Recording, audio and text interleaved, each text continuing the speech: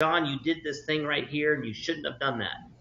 Well, great. How do I not do that thing? Well, I don't know how you don't do that thing, but just don't do that thing again. That's kind of the advice that you get. Just stop doing what you were doing. Yeah, okay, but what should I do instead? Well, I don't know what you should do instead, but I do know you shouldn't do that.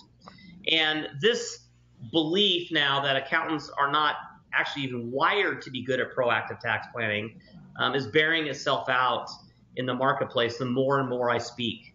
And the more and more I get involved. We purchased a company called Certified Tax Coach. It's part of the Financial Gravity family. Certified Tax Coach markets a tax planning software to CPAs and EAs, enrolled agents. So I talk to CPAs and EAs all the time. I know how they're wired. I know what they're really good at, and they're not good at tax. So this creates a huge problem in the marketplace.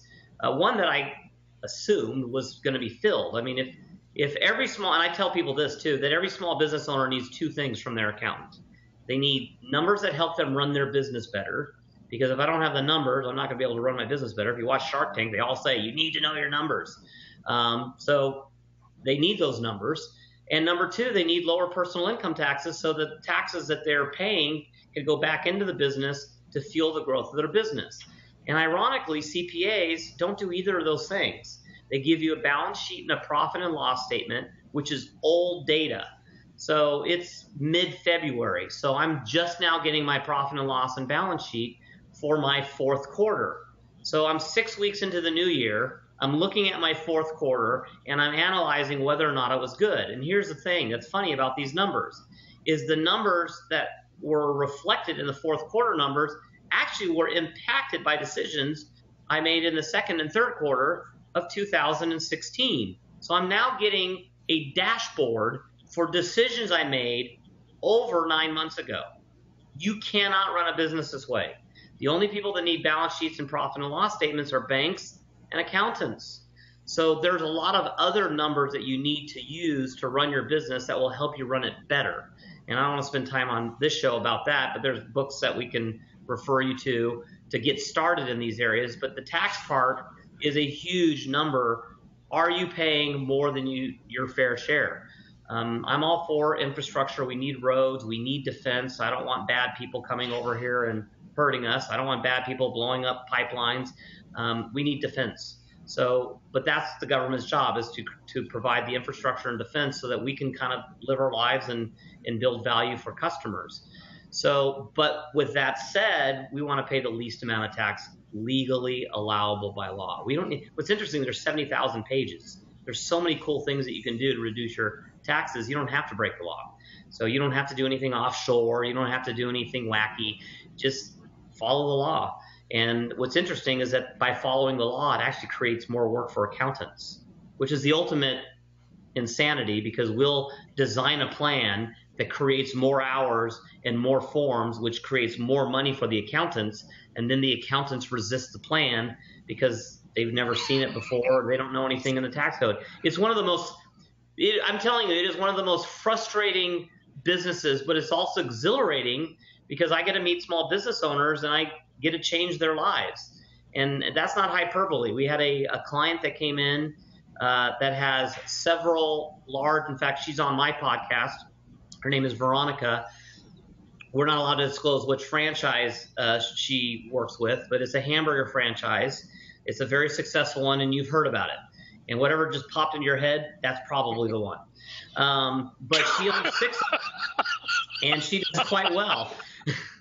Yeah, we're not allowed, those big companies. We can't tell good things about the big companies. They're afraid that the good things about them will be through to bad things. That's the world we live in. That's a discussion for attorneys. But she was very successful. She has 6 franchises. She does very well. A few of the tax strategies saved her so much money that she hired 2 full-time managers and went on a vacation for the first time in 20 years. That's life-changing. Oh, wow.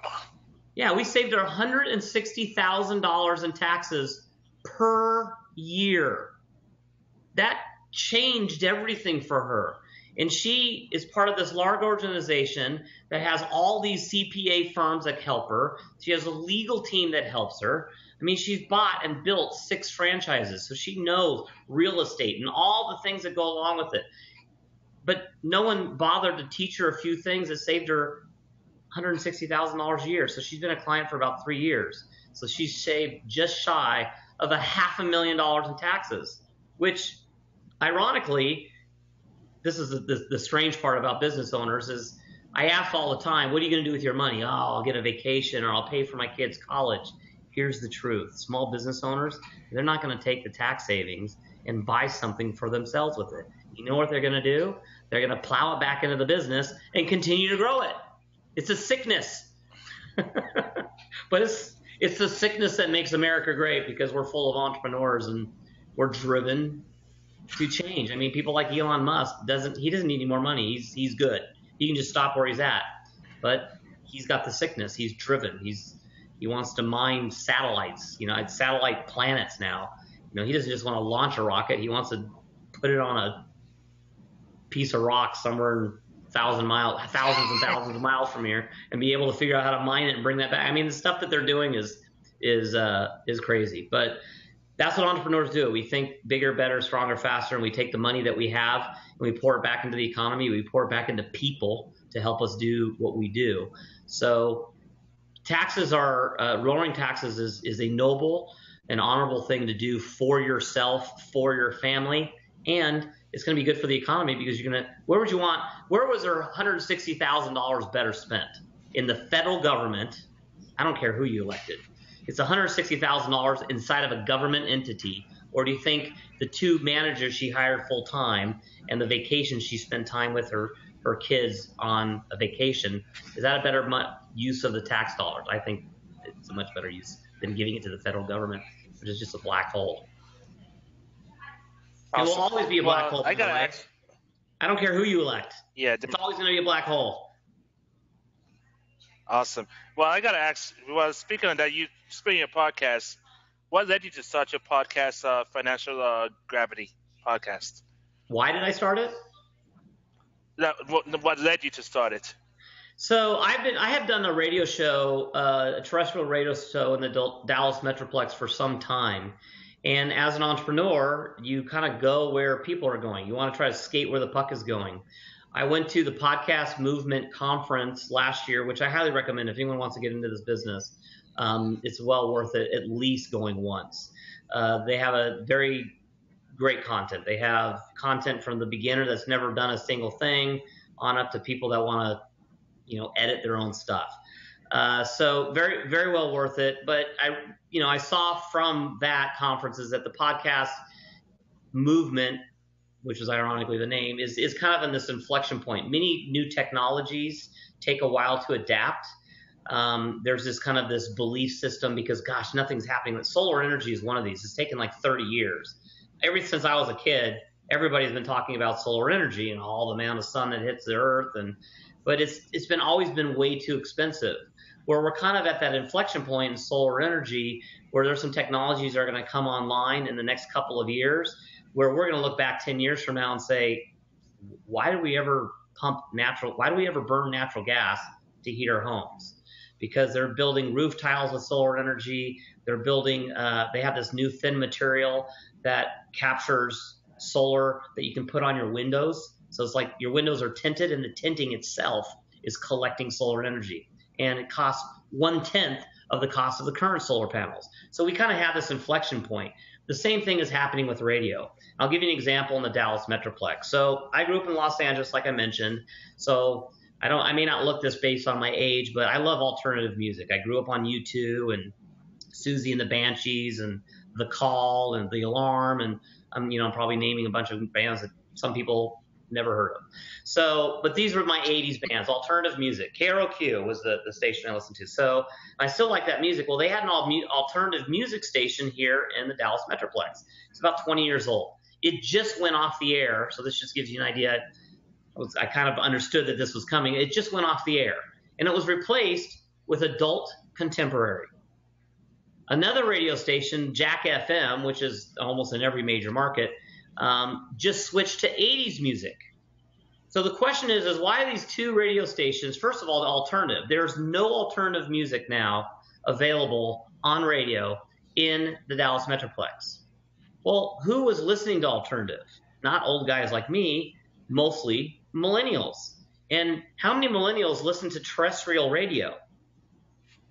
5% maybe? They're listening to podcasts or got Spotify. I mean, whenever I tell my kids I listen to Pandora, they think that's old. You listen to Pandora? No one listens to Pandora. Everyone listens to Spotify. so Pandora is now the old. It's like, wait, Pandora's new. No, Pandora's old, Dad. Oh, gosh. So that's the type of thing. And I saw this coming. So I went to Podcast Movement. I started studying it. So I started, the podcast, I think there's an inflection point. Millennials aren't listening to terrestrial radio. They get in their cars, they plug in their phone, and they go to Spotify, they go to their podcasts. They're doing different things. They're consuming audio differently. And since I knew that, and the cost of being in the Dallas Metroplex on the best station is $5,000 per week for a 1-hour show. On a third or fourth tier station, which I shifted to, was about $1,200 a week. And their prices are going up. So you've got a dying industry that is raising its prices to cover its costs. The radio industry is going to die. So, you heard it here first. Radio's dying. So, and the radio industry knows it. Look at iHeartMedia. Look at how they've shifted their business model. Here's a bunch of terrestrial radio shows that are pushing you to an app version of their radio shows. So they know, and they are 5 years ahead of the curve. So whoever's running that company is a true visionary because he saw it coming, or she saw it coming. And they started mobilizing to the iHeartRadio. It's been 4 or 5 years now. So they were pretty ahead of their time. But the radio industry is dying, just like newspapers have died, just like the cab industry is dying. So this is a lesson for people watching. This is where you use your tax dollars that you save, is how do I figure out a way to put myself out of business before my competitors do? And that's what we're doing with our business model. Our business model doesn't exist. The accounting industry doesn't know what's going to hit them because they're 600,000 CPAs.